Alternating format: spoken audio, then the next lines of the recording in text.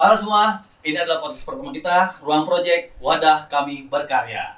Oke, jadi di sini sebelum masuk ke sumber yang udah gua ajak, gua di sini mau mengangkat tentang ketertarikan pemuda dan organisasi. Makanya di sini gua ajak narasumber gua, dia adalah siapa lagi kalau bukan Padli. Padli siapa? Padli Rahmawan. Oh, saya dong, bukan dong. Masa lupa sih anjing. Gila rame banget ya di belakang ada 3 juta orang. Gila GBK kalah nih. Gokil. Oke. Jadi di sini kenapa gua mengundang Mas Padli anjing.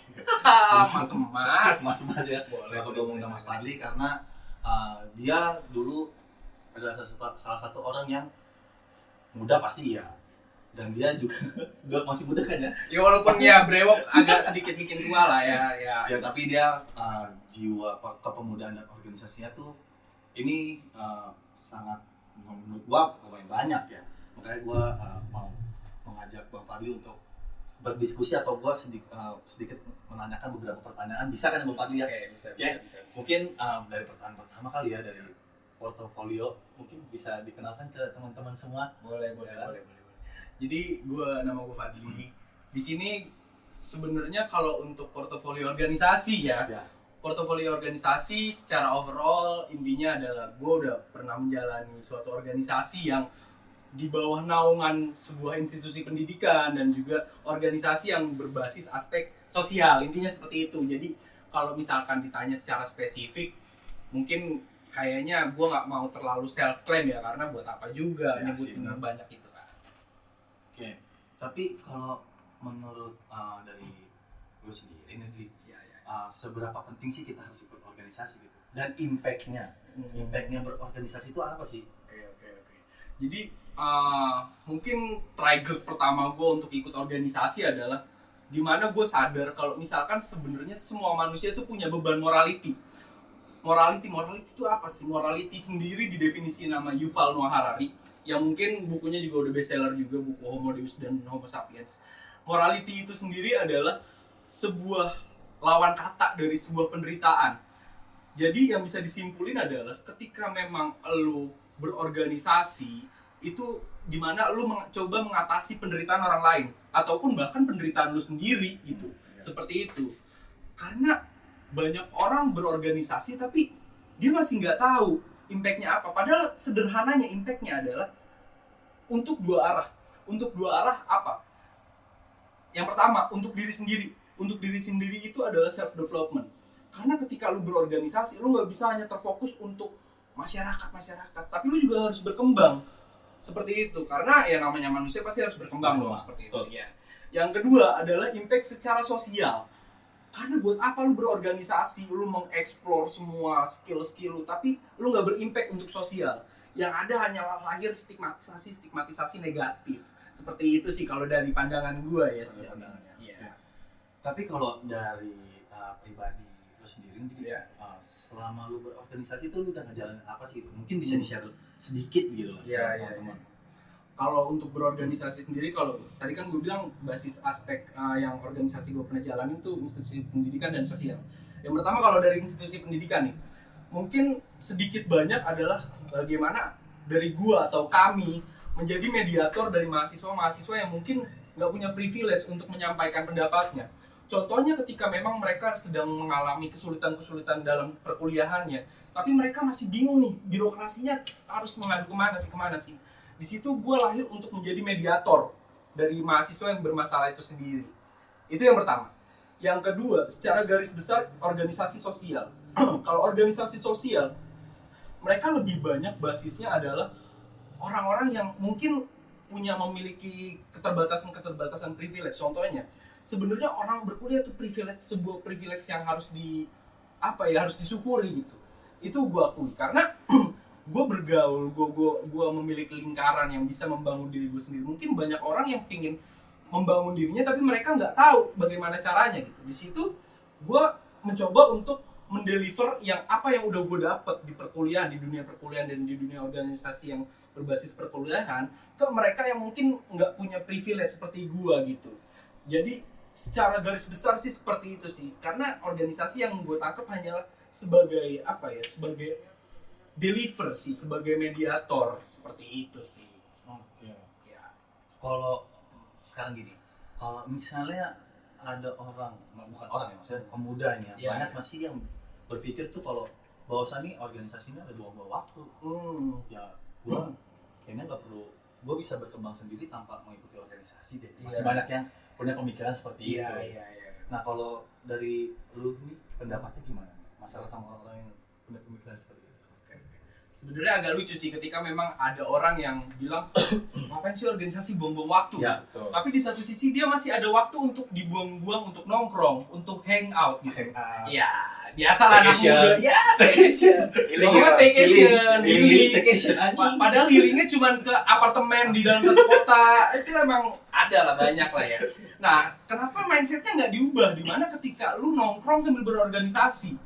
Karena sebenarnya banyak orang yang masih belum sadar kalau organisasi sebenarnya adalah tujuannya satu, menyatukan visioner dengan orang lain. Namanya orang lain berarti organisasi harus lebih dari satu orang dong. Iya, at least 2 atau 3 orang. Lu punya teman 2 atau 3 orang, di situ lu punya visi bersama dan di situ lu punya tekad untuk bagaimana mengimplementasi visi itu, lu breakdown semuanya. Nah, di situ mungkin udah bisa dikatakan kalau lu berorganisasi gitu. Makanya gue sih cuma pengen ngasih tahu kalau misalkan organisasi nggak harus lu formal, nggak harus ada hierarkinya, nggak harus Ya, ada betul. ketua, wakil, nggak harus ada apa, bagaimana track record dan history yang mungkin panjang. Cukup lu mengumpulkan 2 atau 3 teman lu yang memiliki visi yang sama dan di situ lu implementasi visi lu, mungkin di situ lu udah bisa dikatakan sebagai organisatoris gitu. Kalau kerennya sih katanya begitu, organisatoris gitu. Oke.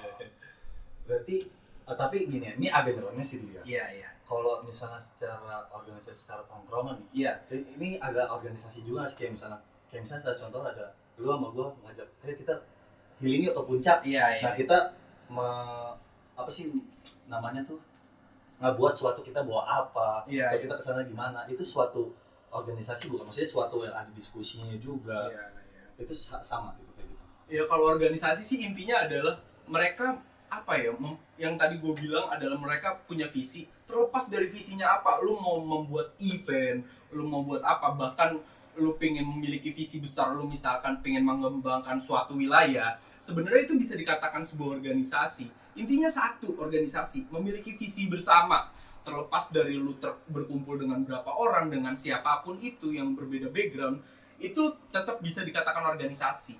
Jadi tetap keywordsnya satu, lu memiliki visi bersama dengan orang-orang yang terkait di dalam itu, gitu aja sih. Terus kalau untuk goals yang sudah kalau untuk goals dari lu sendiri tuh selama organisasi itu apa? Sebenarnya balik lagi ya, kalau goals untuk berorganisasi yang tadi gue bilang di awal, yang penting lu punya 2 impact. Pertama, impact ke dalam diri lu sendiri, lu bisa berkembang di situ, lu bisa memiliki apa ya, yang akhirnya lu memiliki helikopter view yang tinggi, lu bisa apa ya, kalau misalkan kata Hegel nih, kalau kata filsafat biar keren, kita apa mengutip filsafat, apa mengutip kata-kata filsuf. Kalau kata Hegel, dialektika itu berbasis oleh 3, tesis, terus antitesis dan sintesis. Jadi kalau lu punya pikiran, ini bisa dikatakan tesis. Dan ketika lu coba berdiskusi atau bahkan berdebat dengan teman lu, itu bisa dikatakan antitesis. Nah, dari hasil perdebatan lu itu bisa dikatakan sintesis. Jadi, kadang ketika memang lu memiliki visi yang besar, keputusan yang baik gitu, cuman terkadang belum tentu itu sempurna gitu. Kita berbicara yang ideal, berbicara yang sempurna, jadi harus bertukar dengan lawan bicara lu gitu. Terlepas bagaimana lawan bicara lu yang memiliki idealis yang berbeda gitu. Yang penting adalah lu coba untuk menyaring lagi apakah ada apakah ada titik-titik yang mungkin masih bolong-bolong di antara situ gitu. Jadi kalau misalkan bertanya bagaimana organisasi tujuannya apa, tadi pertanyaannya tujuannya organisasi itu apa ya? Ya, selain dari yang pertama berimpact ke diri lu sendiri, adalah berimpact ke sosial gitu. Jadi manusia, kalau kata Yuval, balik lagi gue mengutip Yuval nih, bagaimana idola gue ya. Kalau kata Yuval, percuma lu mengklaim diri lu manusia atau dia katakan homo sapiens, tapi kalau misalkan lu nggak memiliki impact gitu. Karena apa bedanya kita dengan simpanse misalkan, kalau misalkan kita hanya memikirkan diri sendiri gitu. Makanya kan dengan organisasi bisa lahir-lahir lah. Bagaimana penelitian, contohnya dari organisasi bisa melahirkan akhirnya penelitian kalau misalkan 2023 tuh bakal gelap gitu, bakal ada inflasi, hyperinflasi dan yang lain-lain. Itu kan hasil pemikiran bersama, bukan hasil pemikiran satu orang, seperti itu sih. Oke. Tapi kalau dari lu setuju dan positif negatifnya apa ketika ada salah satu pemuda yang ikut organisasi dia tuh hanya show off? Iya. Kalau dari lu setuju atau tidak dan positif negatifnya itu apa?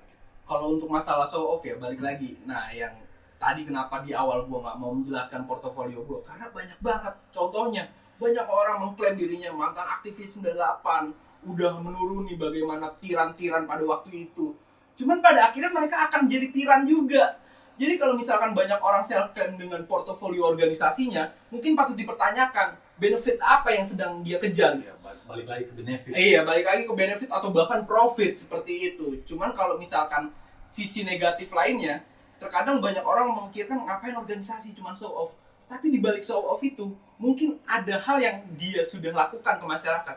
Gue lebih memandang dia positif ketika dia show off daripada orang yang nggak pernah show off tapi tidak melakukan apa-apa. Betul. Kayak gitu sih. Kalau contoh positifnya mungkin banyak sekali ya. Contoh positifnya misalkan lu lebih dihargai oleh masyarakat gitu karena lu berimpact, lu mengatasi penderitaan orang lain gitu. Seperti itu sih kurang lebihnya sih. Terus kalau untuk urgensi organisasi, kalau menurut lo tuh gimana sih urgensi organisasi gitu? Ya. Kalau untuk urgensi organisasi balik lagi ya, organisasi dibuat dan ditujukan agar terciptanya harmonisasi sosial gitu, agar roda-roda kehidupan terus berjalan gitu. Contoh kecilnya aja, misalkan tetangga lu meninggal dan di situ nggak ada organisasi atau nggak ada orang-orang yang satu pemikiran, mereka berdiri sendiri-sendiri individualis. Ketika ada yang meninggal, siapa yang mau peduli dengan jenazah itu? Masa orang yang sudah memiliki penderitaan ditinggal oleh keluarganya, salah satu kerabatnya, mereka harus tetap memikirkan bagaimana siapa yang memandikan, siapa yang nanti mengantar, siapa yang mengurus pemakaman gitu, seperti itu. Makanya tujuan dari organisasi adalah mengatasi penderitaan orang lain atau bahkan penderitaan diri sendiri. Jadi gue cuman ingin menyampaikan kalau organisasi nggak melulu tentang buang-buang waktu, tapi di balik buang-buang waktu itu terkadang ada impact sosial yang banyak orang nggak sadar, seperti itu sih. Oke. Berarti itu adalah salah satu profit juga ya untuk orang pemuda nih atau orang-orang yang ikut organisasi gitu. Makanya kalau lu mau dikubur, wakil lu ikut organisasi. benar. Masa ya orang udah meninggal suruh jalan sendiri ke pemakaman? Kalau bisa sih ya silakan aja gitu. Ya kalau dia mati dia mah nggak apa-apa.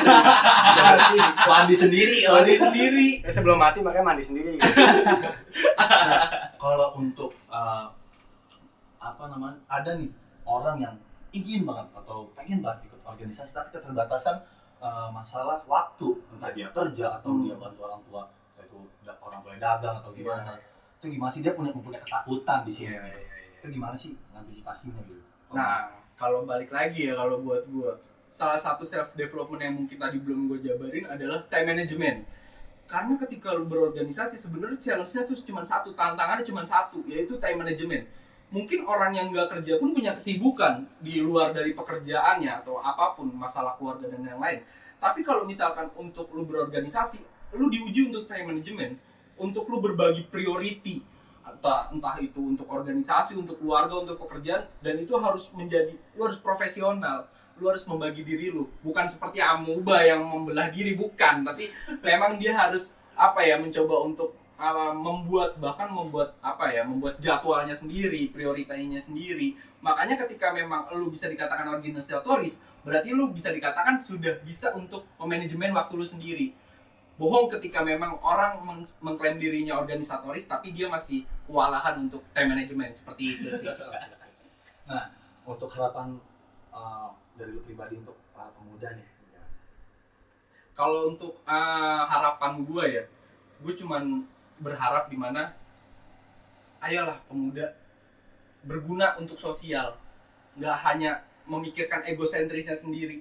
Karena kalau memikirkan egosentrisnya sendiri, mungkin bakalan banyak mungkin nggak akan ada perubahan-perubahan yang signifikan gitu. Contoh kecilnya aja ketika memang mungkin kalau founding fathers kita dulu memiliki egosentrisnya sendiri-sendiri, mungkin negara ini nggak akan merdeka gitu. Itu contoh kecilnya.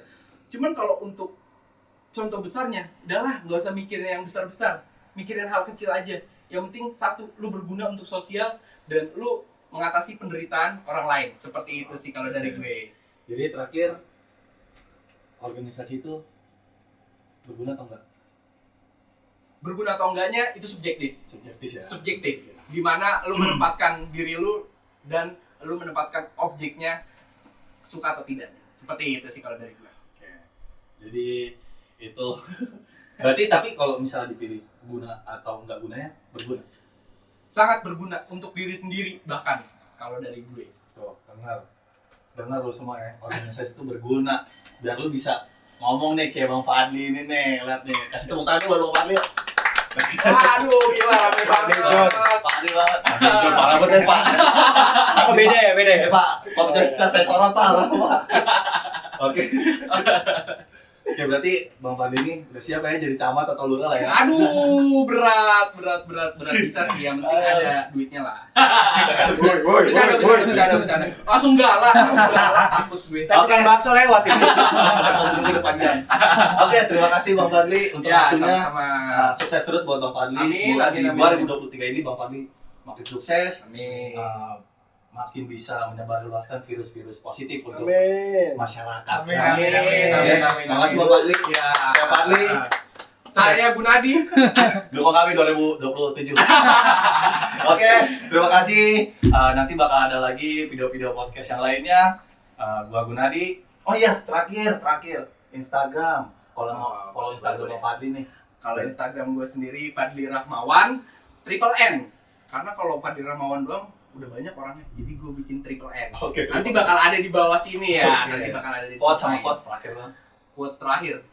Lu jangan sampai ngaku pemuda kalau lu nggak berguna buat masyarakat. Guys, tadi udah siap-siapin step WA. Oke, itu video dari Ruang Project Wadah Kami Berkarya. Thank you. Thank you.